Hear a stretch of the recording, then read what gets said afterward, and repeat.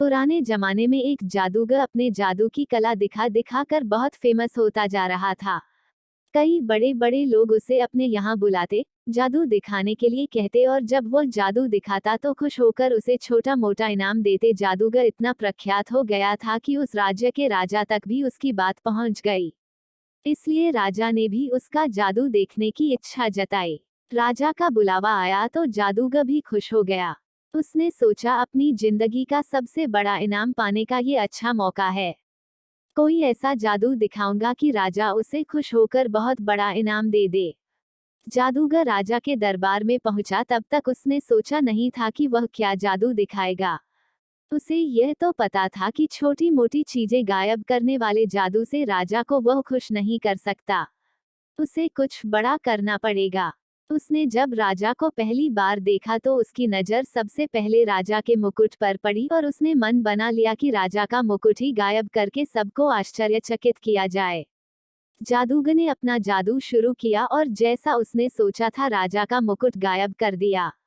राजा का मुकुट गायब होते ही सभा में बैठे सभी लोग राजा पर हंसने लगे। राजा को लगा कि जादूगर ने जानबूझकर उसकी तौहीन करने के लिए ऐसा किया है। राजा लोगों की हंसी को अपना अपमान समझ बैठा।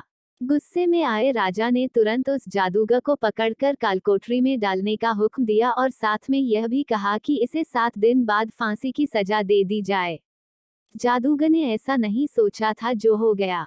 फिर भी जादूगर इतना परेशान और दुखी नहीं दिख रहा था जितना उसे होना चाहिए था। जादूगर की पत्नी को जब इस बात की खबर लगी तो वह दौड़ी दौड़ी जादूगर को मिलने के लिए कालकोठरी में आई।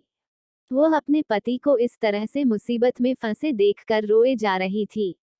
जादूगर ने उसे समझाया कि चिंता मत करो और खुश रहो। पत्नी को लगा कि मौत की सजा सुन जादूगर को सदमा लगा होगा, इसलिए ऐसी बहकी बहकी बातें कर रहा है। पत्नी बोली, आप ऐसे समय में भी कैसे खुश रहने की बात कर सकते हो। जादूगर पत्नी से बोला, अभी से क्यों दुखी होना, अभी मेरे पास 7 दिन बचे हैं। बाद में देखेंगे जो होना होगा। जादूगर की पत्नी रोज उसे मिलने आती और जादूगर उसे खुश रहने के लिए कहता और कहता कि अभी इतने दिन बचे हैं। आखिरकार वह दिन आ गया जिस दिन जादूगर को फांसी देनी थी। राजा भी उस दिन अपने घोड़े पर सवार होकर जादूगर को देखने के लिए आया था। राजा को घोड़े पर देखकर जादूगर के दिमाग में एक आइडिया आया। वह राजा को देखते ही उदास होने का नाटक करने लगा और रोने लगा।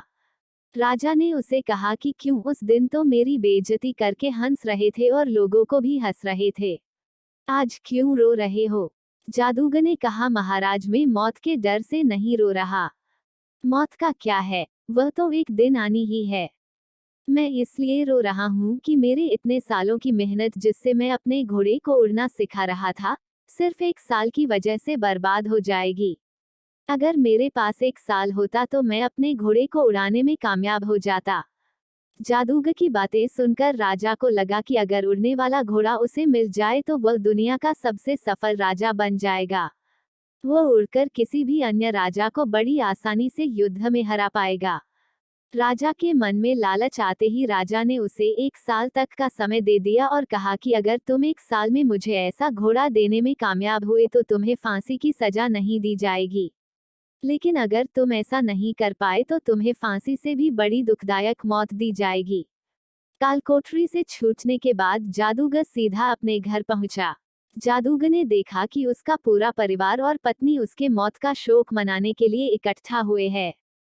जादूगर को देखकर सब आश्चर्यचकित हो गए। पत्नी जो पहले रो रही थी उसे देख खुश हो गई। थोड़े समय बाद सब अपने घर चले गए। जादूगर की पत्नी ने जादूगर से पूछा, राजा ने तुम्हें छोड़ कैसे दिया। जादूगर ने उस शर्त के बारे में बताया जिसमें जादूगर को एक उड़ता हुआ घोड़ा राजा को 1 साल के भीतर देना था। शर्त को सुनकर जादूगर की पत्नी फिर गुस्सा हो गई और बोली, तुम कैसी अजीब शर्त मानकर आ गए। क्या तुम नहीं जानते ऐसा घोड़ा कभी संभव ही नहीं है। जादूगर बोला, मुझे पता है उड़ने वाला घोड़ा मैं कभी नहीं राजा को दे पाऊंगा, लेकिन मुझे जो 1 वर्ष का समय मिला है मैं उसे खुशी खुशी तो जी पाऊंगा।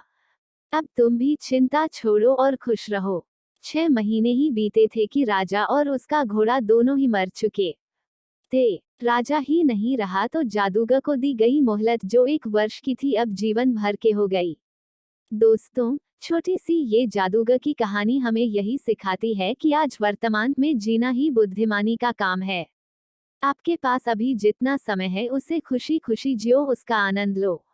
कल क्या होगा उसकी चिंता मत करो।